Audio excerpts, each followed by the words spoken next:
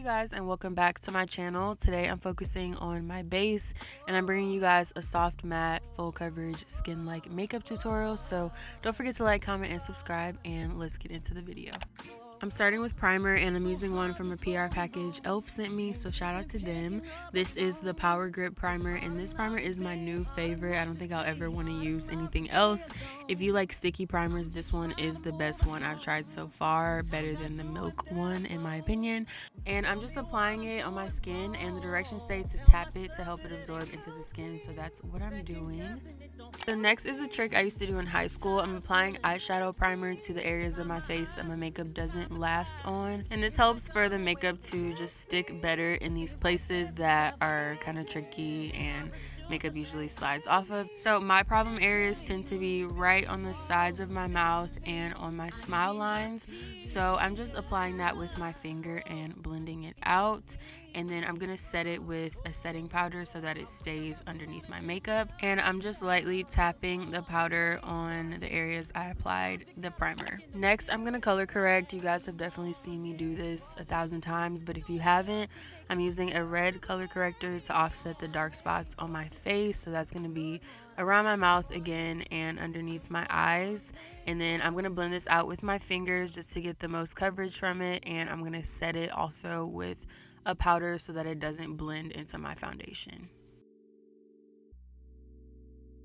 For foundation, I'm using the NARS Soft Matte Foundation in the shade Caracas. I don't know if I'm saying that right. This foundation is a medium to full coverage, and I'm so in love with it. It blends out perfectly. It doesn't oxidize, and the finish is really lightweight and skin-like. You guys have to try this foundation if you haven't already. I tend to stay away from matte because it's drying, but this one is the complete opposite of dry. I love it, and I'm using a damp beauty blender to blend it out. I've been using beauty blenders for all of my cream products lately. I feel like it blends them out the most even, and it just looks better.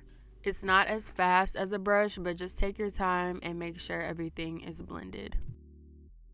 So I'm not sure if this is my perfect shade, but I tried like 4 of them and this one was the closest. So let me know what you guys think. I think in the end I kind of made it work, but I don't think it's like spot on. But like I said, it looks really good. I'm obsessed with the finish of this, and of course you guys can use more or less just depending on how much coverage you want or you need.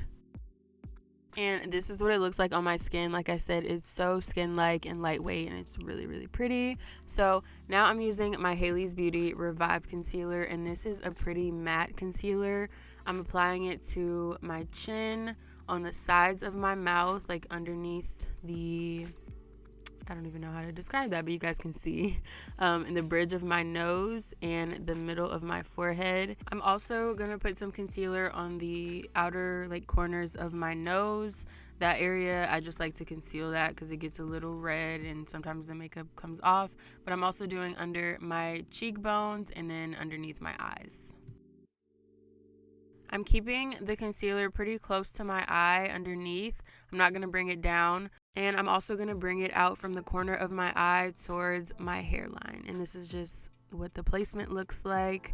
Now, because this is matte, I wish I applied it to one area at a time and then blended it out, because it became kind of hard to blend once it dried down. But if that happens to you, don't stress. Just add a little bit more concealer on top and it should blend out just fine. So I'm just blending out the concealer with a damp beauty blender. Again, I'm using the same beauty blender, and using the same beauty blender that you use with foundation is helpful because it has some of that residue, so it helps to kind of like make it more seamless looking.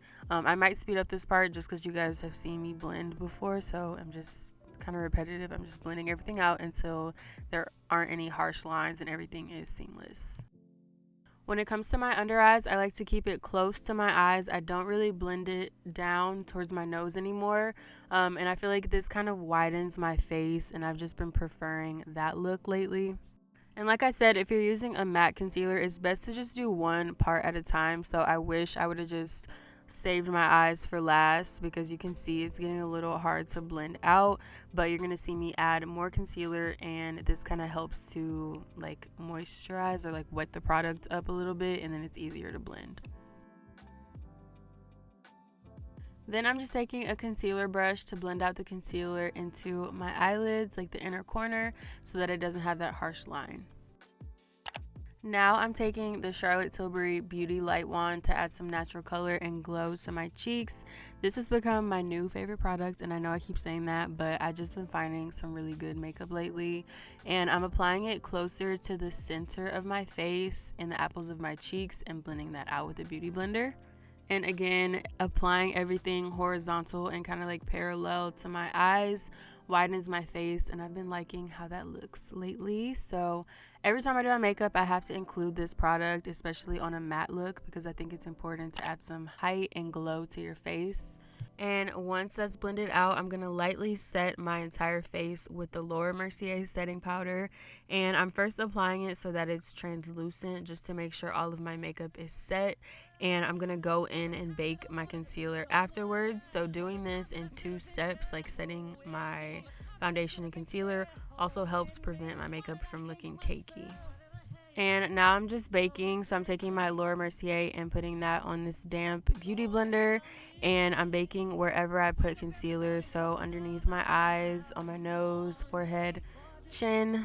You guys will see everywhere that I apply it, but I avoid doing like around my mouth and underneath my cheekbones. I know I put concealer there, but I find that it doesn't really come off like when I'm trying to wipe it off, and then it always looks kind of ashy and has some flashbacks, so I just try to avoid that area. But while I'm baking, I'm going to contour using a powder bronzer.